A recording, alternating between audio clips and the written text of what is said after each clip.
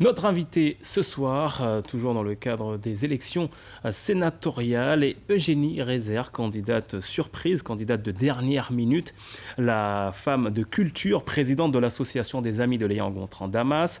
N'est pas une nouvelle en politique puisqu'elle a été conseillère régionale et suppléante de Christiane Taubira lorsque cette dernière était députée. Eugénie Rezer, bonsoir. Vous vous présentez comme une candidate libre.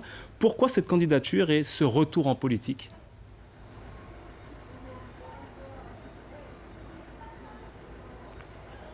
Bonsoir, Monsieur Perdius. Bonsoir à toute la population guyanaise. Ce qui motive profondément ma candidature à ces sénatoriales, c'est le sentiment de pouvoir continuer d'œuvrer dans le cadre d'amélioration des conditions dans lesquelles les Guyanais pourront mieux asseoir leur propre vision, qu'elle soit politique, économique, pour que les Guyanais puissent justement affronter les défis qui sont nombreux et qui se posent à l'ensemble des collectivités territoriales de Guyane. Ce qui me motive fondamentalement, c'est la conviction que chaque Guyanais, que chaque femme de Guyane, en tous les cas celles auxquelles je ressemble le plus, eh bien, je pense qu'elles peuvent très valablement apporter leur contribution justement à l'évolution de la société guyanaise, une société qui a de plus en plus du mal à se retrouver, à être équilibrée, qui doit bien sûr gérer la pression migratoire, gérer la désespérance de la jeunesse.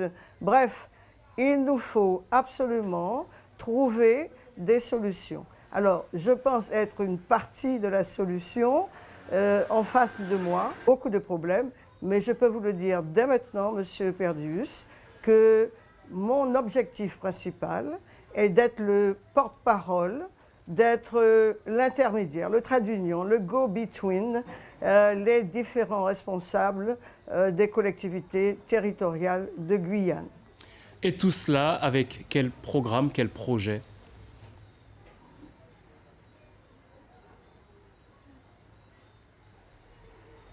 Eh bien, écoutez, Monsieur Perdius, un candidat au sénatorial sait comment sa mission parlementaire peut se développer, comment le candidat au sénatorial doit faire preuve de proposition, doit dire effectivement comment il entend justement, dans le cadre de ce travail, défendre les doléances des différents responsables politiques. Alors, je ne peux pas vous dire que j'ai un programme détaillé. Ce que je peux vous dire, par contre, c'est que j'ai une vision du territoire, j'ai un vécu qui plaît dans ma faveur, j'ai une connaissance que je veux mettre au service, justement, de ce travail-là.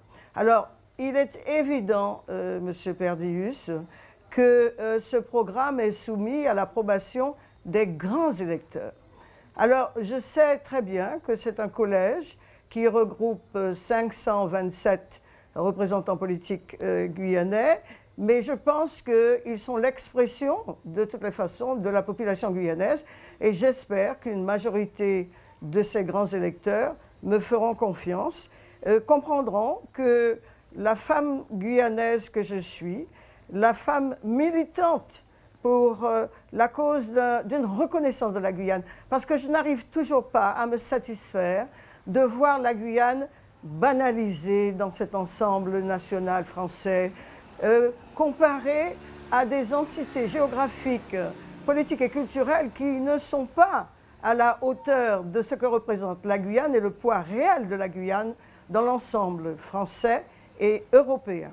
Donc par conséquent, j'estime aujourd'hui qu'il est temps que nous, Guyanais, en général, et moi, Eugénie Rezer, avec la collaboration et le soutien non seulement de mon suppléant Roger Aron, mais de toutes les personnes qui m'entourent, j'estime qu'il est plus que temps que nous arrivions à faire une offre politique qui soit crédible, qui soit forte, qui soit dense, et sur lesquelles on pourra faire toutes les recherches, les investigations possibles. On reviendra à l'essentiel, c'est que Eugénie Rezer a toujours milité pour la cause guyanaise.